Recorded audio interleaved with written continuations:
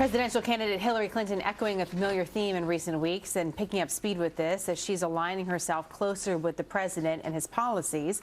This is Hillary Clinton holds a Get Out the Vote organizing event in Chicago. You're seeing a live shot of that now, and you can see Hillary Clinton stepping to the microphone. We're going to be monitoring this organized event for any comments that she makes about the way forward for herself in Nevada, but also Florida is something that we're looking at as one of the other states that she's going to be moving to or paying attention to, as there's some questions about whether or not the firewall that she and her campaign expected in Nevada and South Carolina are still there. So we're going to be watching this event live in Chicago. Chicago, of course, is the hometown or chosen hometown for the president.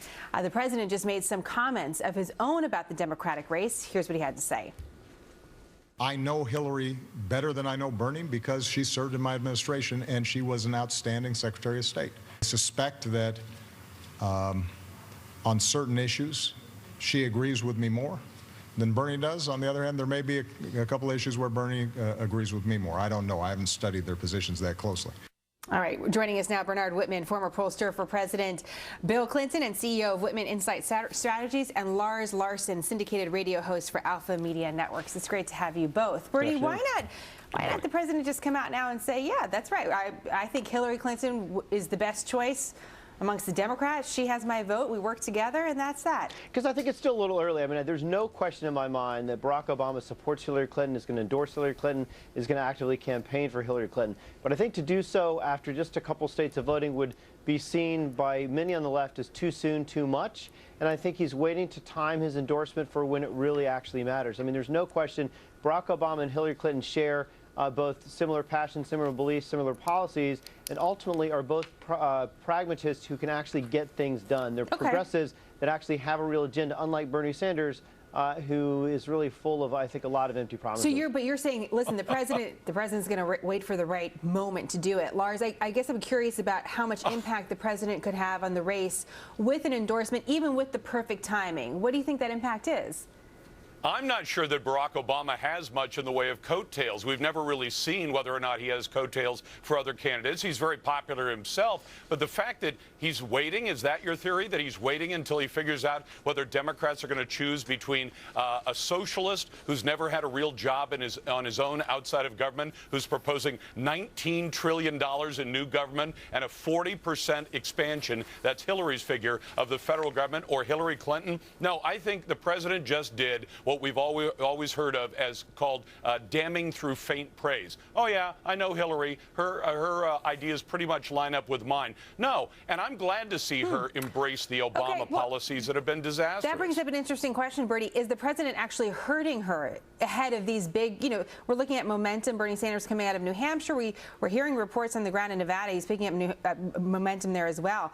Is the president's what could be described as lukewarm endorsement of her early, is it hurting her? No, I mean, look, there's no question that endorsement would certainly help her. I don't think that he's hurting her by withholding support. I mean, remember, we've had two contests so far, Iowa and New Hampshire. We're going to have Nevada this weekend, South Carolina the weekend after, and then the big set of prizes starts to fall in on March 1st with a bunch of these primaries in southern states. And so I think the president actually may wait, frankly, until after March 1st, until the race gets a little bit more settled. But I think it's really incumbent upon Hillary's campaign to unmask the reality of Bernie Sanders' political revolution. It is one that, will come without a whole lot of change. Barack Obama campaigned on hope and change. Bernie Sanders, as Lars correctly pointed out, would greatly expand the federal government at a cost that we cannot afford, not 40%, as Hillary actually said, but probably 50, 60, 70%. And this is not actually change that we really need or can afford in this country. I'll call you Bernie because you're Bernard. I'll call you your full name, Bernard. I'm going to stick with you for a second. I'll forgive you for today. Thank you. Bernie on the mind. Lars, stand by just for a second because I want to ask Bernard about this. One of the reports from Nevada from John Ralston, who's very respected in that state, said the Clinton panic is palpable. And he said that her campaign clearly senses the firewall buckling. So if all what you're saying is true, and you're obviously a supporter of Clinton, then why is her firewall buckling in Nevada? What is going on with the campaign? Well, look, I think a little bit too much is made of panic and firewall and so forth. I mean, I think the campaign knew for a number of weeks, if not months, that Bernie Sanders would do extremely well in New Hampshire. After all, it's a suburb, basically, of Vermont.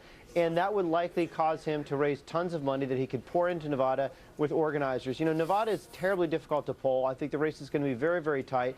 I think Hillary Clinton will do very well there. It's possible that Bernie might even win, but I think she'll do very well in South Carolina. The real question will be coming into all of these southern states, Georgia, Texas, Virginia, on March 1st. I think his message is going to be met with a great deal of skepticism in those states, and you're going to start to see some separation. That's what they said about Nevada, Lars, that it would start to unfold there, but apparently it's not, and Bernie Sanders is spending a lot of money there, and there seems to be some organization, and we have the new polling, and to Bernard's point, that is what's said about Nevada. It is difficult to poll, but right now it's neck and neck. What do you think Republicans can learn from what they're seeing in Nevada between Hillary Clinton and Bernie Sanders? Let's just flip it and take it that direction. What do you think that tells us about the race for the Republicans?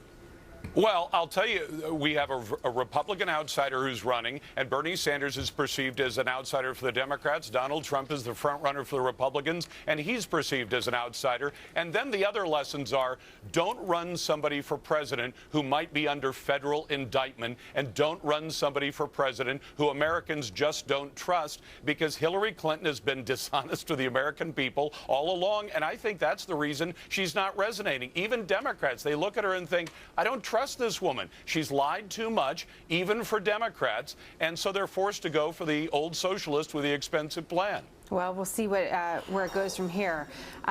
Lars, great to have you. Thank you very much. Bernard, or My Bernie, pleasure. as apparently I like to call you. Only if we were friends in high school. That's right. I wish we were. Bernard, Lars, great to have you both. Thank you so much. Thank you so much. Thanks very much.